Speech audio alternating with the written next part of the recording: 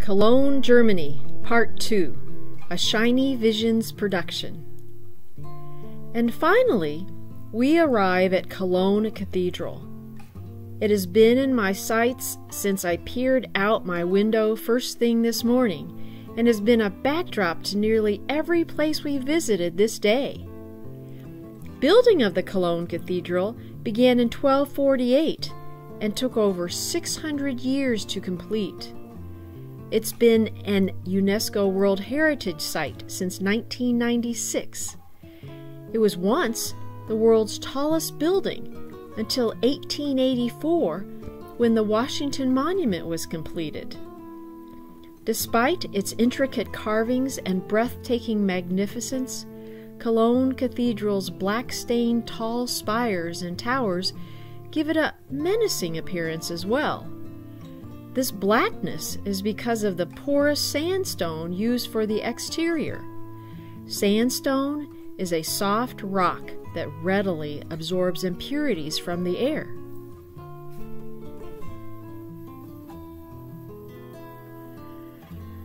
Cologne Cathedral is open to the public and welcomes an average of 20,000 visitors each day.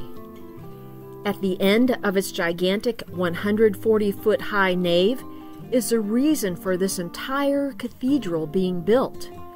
The shrine of the three Magi, also called the three wise men.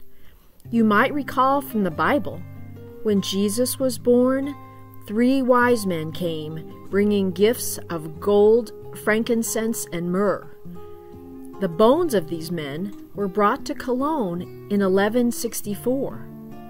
This huge cathedral was built to house these precious relics, and because of them, Cologne Cathedral is one of the most important pilgrimage sites in Europe. Over 80 stonemasons, glaziers, roofers, and other specialists constantly work on the maintenance and restoration of this cathedral building. I stood next to one of the stone carvings that was removed from the top of the cathedral for repair. This heavy and large piece was one of thousands that adorned this amazing structure. I can't imagine how this cathedral was built without the modern machinery of today. It helped to provide just an inkling of the monumental efforts required to construct and maintain Cologne Cathedral.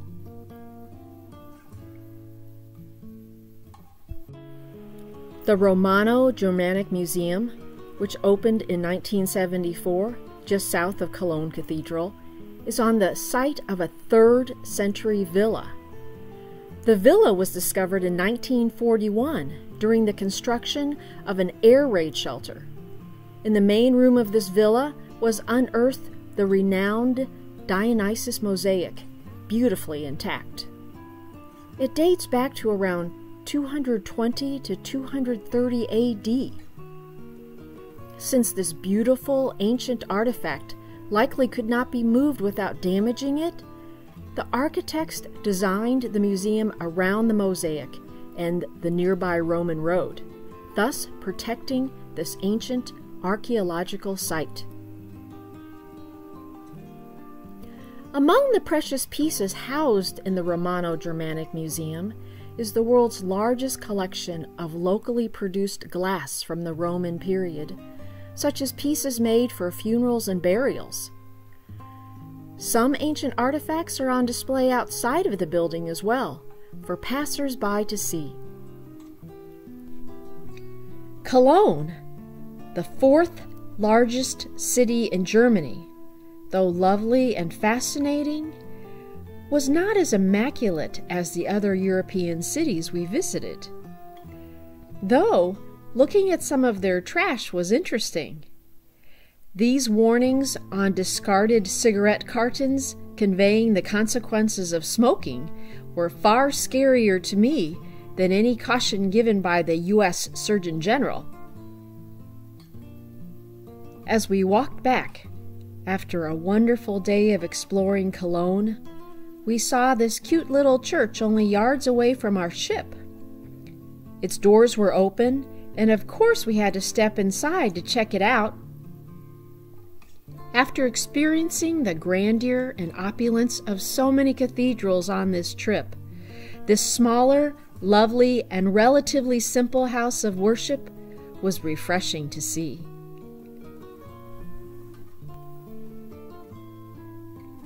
Cologne is known for its Kolsch, a crisp light beer that by law can only be produced in Cologne. This beer-loving city boasts 100 traditional brewhouses. To conclude our day here, in the evening, we joined an excursion to visit and experience some of these local brewhouses. Kolsch is served chilled by servers dressed in the traditional costume of the brewery. They carry the drinks on a circular tray, specially designed for the glasses. Kolsch is light, crisp, effervescent, yet surprisingly strong.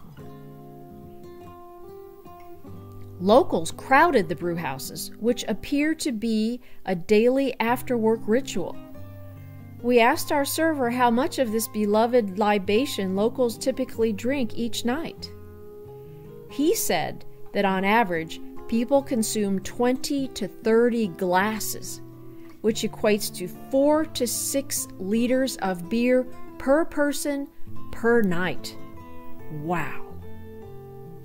To drink it like a local, we were told you must drain your entire 0.2-liter glass in one rapid gulp, and they did too. Only when you place your coaster over your glass will the server stop serving you more beer. Otherwise, they just keep coming. The beer was delicious, and each brewhouse brought different nuanced flavors to their own version of Kolsch. Accompanied with that, we were served typical brewhouse food, which included pig knuckles, salad, assorted cheeses, bread, and dessert.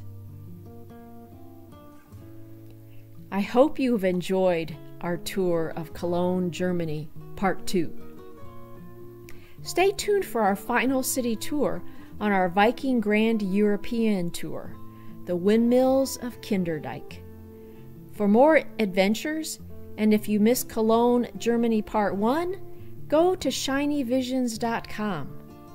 See you soon.